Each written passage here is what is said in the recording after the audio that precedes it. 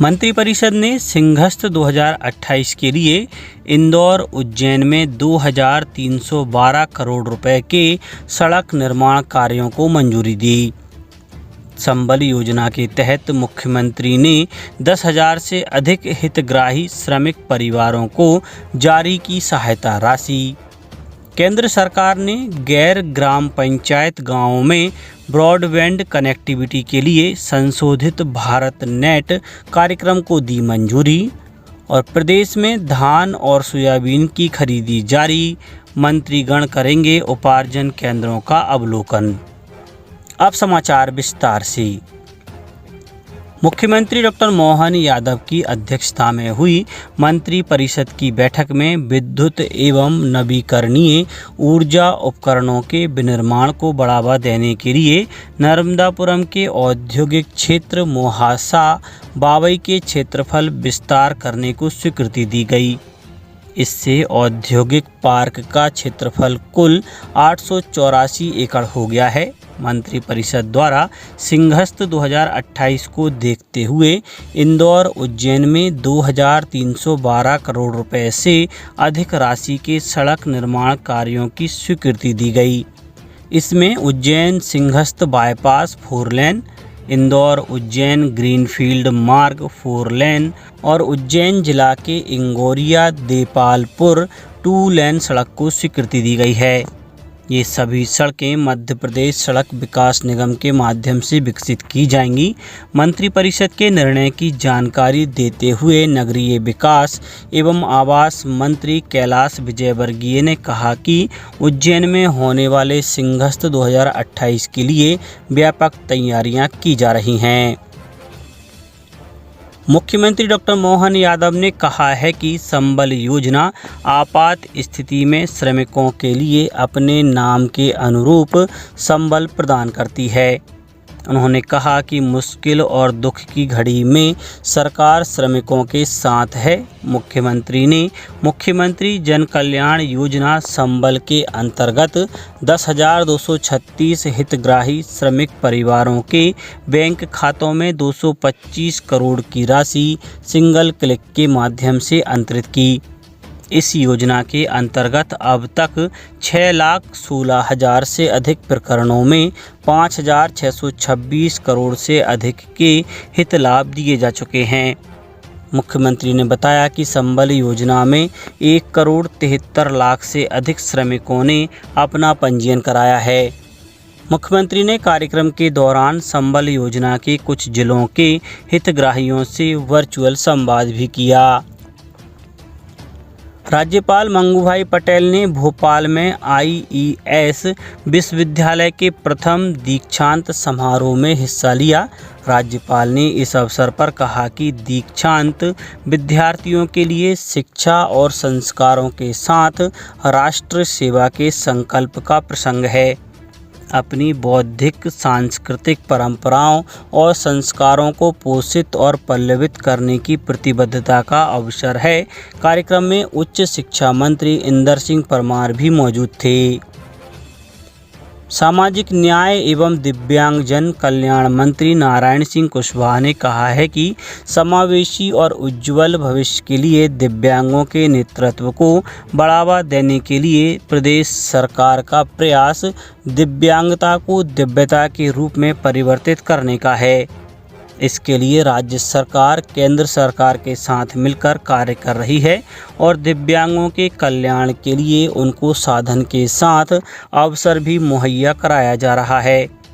मंत्री श्री कुशवाहा ने यह बात सामाजिक न्याय संचालनालय के ऑडिटोरियम में आयोजित राज्य स्तरीय दिव्यांगजन कल्याण कार्यक्रम में मुख्य अतिथि के रूप में कही। कार्यक्रम की अध्यक्षता परशुराम बोर्ड के अध्यक्ष विष्णु राजौरिया ने की। प्रधानमंत्री आवास योजना से गरीबों के पक्के घर का सपना साकार हो रहा है। अनूपपुर में भी सर्दी, गर्मी और बारिश के दिनों में जहां लोगों को काफ़ी परेशानी का सामना करना पड़ता था, वहीं अब पक्के घर बन जाने से इन लोगों को विभिन्न मौसमों में होने वाली कई परेशानियों से निजात मिली है।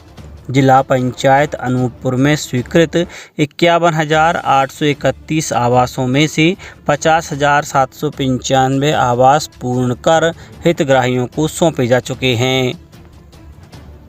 बांग्लादेश में अल्पसंख्यकों पर हो रहे हमलों के विरोध में इंदौर और भोपाल में कई संगठनों ने प्रदर्शन किया। इनके अलावा आमजन और व्यापारी समेत अन्य वर्ग के लोगों ने इसमें शामिल होकर विरोध जताया। इंदौर में लाल बाग परिसर में लोग एकजुट हुए। भोपाल में डिपो चौराहे पर धरना दिया गया।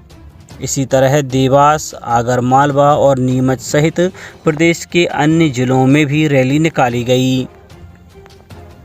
सरकार ने भारत नेट परियोजना के अंतर्गत देश में 2,14,000 से अधिक ग्राम पंचायतों को ब्रॉडबैंड कनेक्टिविटी प्रदान की है। संचार राज्य मंत्री डॉक्टर पेम्पा सनी चंद्रशेखर ने लोकसभा में लिखित उत्तर में यह जानकारी दी।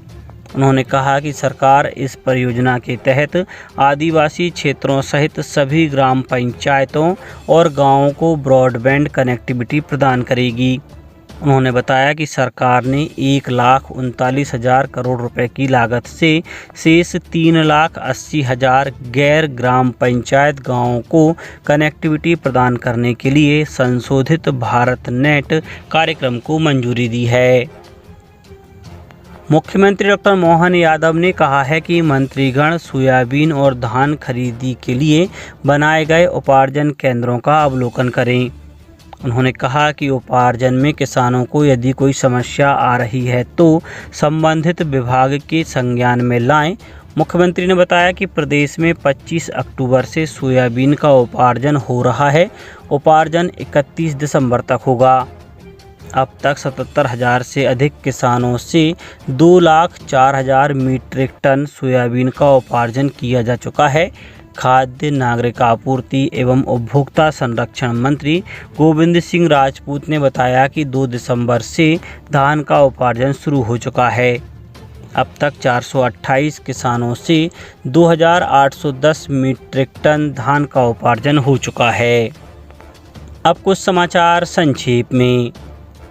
भाजपा नेता और महायुति के विधायक दल के नेता देवेंद्र फडणवीस ने राज्यपाल सीपी राधाकृष्णन से मुलाकात कर महाराष्ट्र में सरकार बनाने का दावा पेश किया। राज्यपाल ने उन्हें शपथ लेने के लिए आमंत्रित किया है। डीजीपी कैलाश मकवाड़ा ने फील्ड अधिकारियों को निर्देश देते हुए कहा है कि रूल ऑफ लॉ हमारी प्राथमिकता है। उन्होंने सभी जिलों को निर्देशित करते हुए कहा कि साइबर अपराध और नशे के कारोबार पर सख्त कार्रवाई करें, साथ ही यातायात सुरक्षा के लिए विशेष जागरूकता अभियान चलाएं।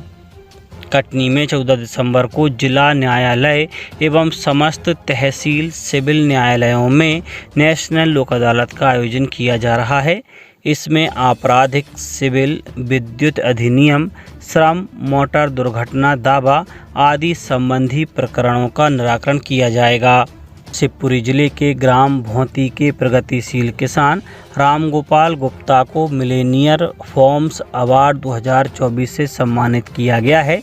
किसान रामगोपाल गुप्ता नवाचार करते हुए हल्की, रेतीली और पथरीली मृदा में फसलों में मूंगफली, गेहूं का फसल चक्र के साथ आंवले के 200 पौधे, उन्नत प्रजातियों के साथ गेंदा, गैलार्डिया का उत्पादन भी ले रहे हैं।